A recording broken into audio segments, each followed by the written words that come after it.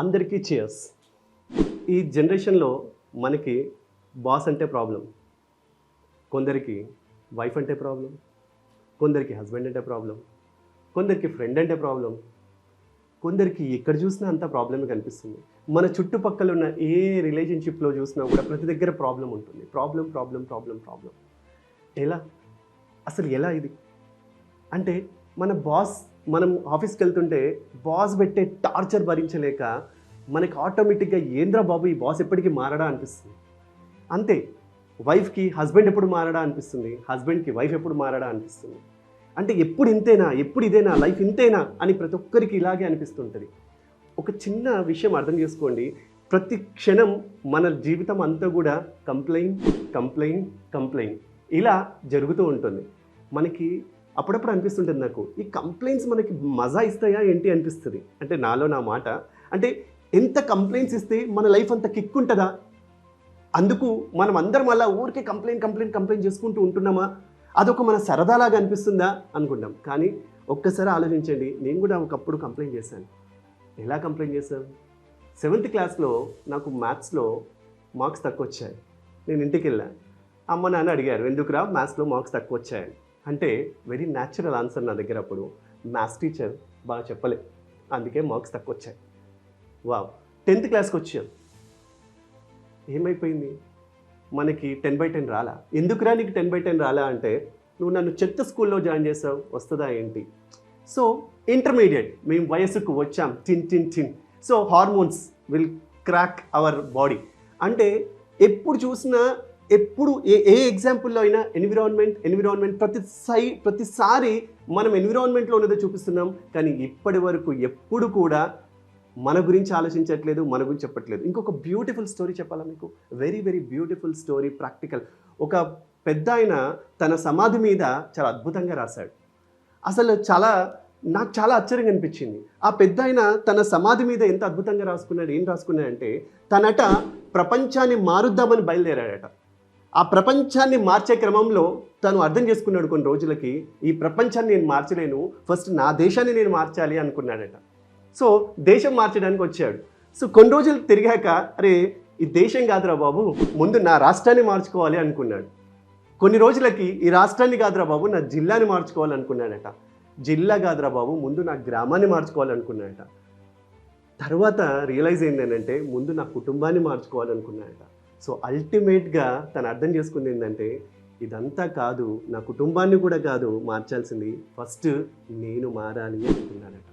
ఎప్పుడైతే నేను మారుతానో, ఎప్పుడైతే నాలో ఇంప్రూవ్మెంట్ వస్తుందో, ఎప్పుడైతే నా గురించి నా యాటిట్యూడ్ని నేను షిఫ్ట్ చేసుకుంటానో, అప్పుడే మన పర్సెప్షన్ మారుతుంది. సో ఆ పెద్దని ఎంత బాగా రాశాడు కదా.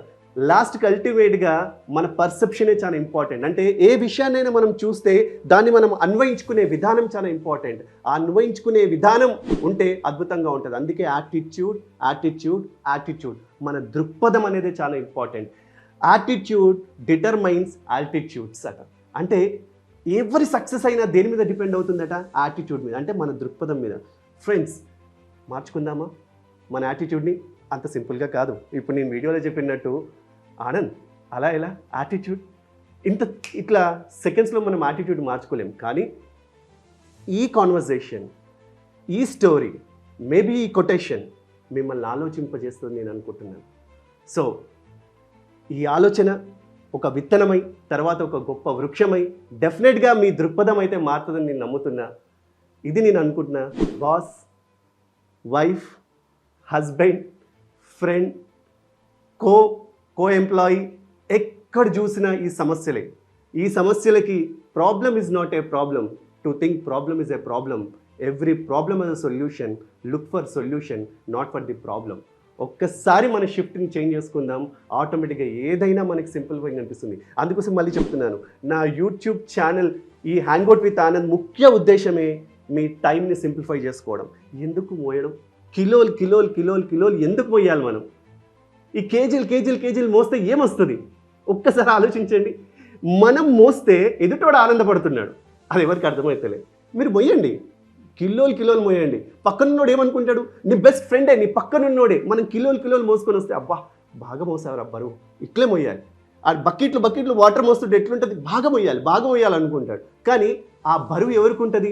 చూసేవాడికి ఎవరికి ఉండదు, ఆ బరువు మనకే ఉంటుంది. సో మోస్తుంది ఎవరు? నీ చుట్టుపక్కల ఉన్న వాళ్ళు కాదు మోస్తుంది, నువ్వు మోస్తున్నావు. ఈ మోయడంతో ఏమవుతుంది? ఆ అంత కిలోలు మోయడం వల్ల తెలియకుండా నీ బాడీలో సెల్స్ అన్నీ కూడా డిటర్ట్ అయిపోతున్నాయి. అంటే నీ సెల్స్ నీతోనే ఫైట్ చేస్తున్నాయి. ఎందుకురా మనం అందరితో ఇలా ఇబ్బంది పడ్డాం? ముందు just look in to our heart, look in to our self. ఒక్కసారి మన లోపల మనకు వెళ్దాం. జస్ట్ ఒక రిలాక్స్ ప్లేస్లో కూర్చోండి. మీ గురించి మీరు జస్ట్ ప్రశ్నలు వేసుకోండి. Where am I, what am I, what I want to become, అంటే నేనేం కావాలి? Just very casual questions, very casual question. This we call introspection, అంటే ఆత్మావలోకనం. ఏదో చేసేద్దాం, దున్నేద్దాం అని నేను చెప్పట్లా. మీరు ఇప్పుడు నా వీడియో చూసి ఏదో చేసేస్తామని కూడా మనం ఏం అనుకోం. జస్ట్ పాజ్ అవ్వండి, జస్ట్ ఒకసారి ఆలోచించండి. ఎట్టుపోతుంది, ఏమవుతుంది? Just ask a question, just relax and ask a question. Let's see ఏమవుతుందో చూద్దాం. అందుకే చెప్తున్నాను, అందరూ బాగుండాలి, అందులో నేను ఉండాలి, అదే నా స్వార్థం.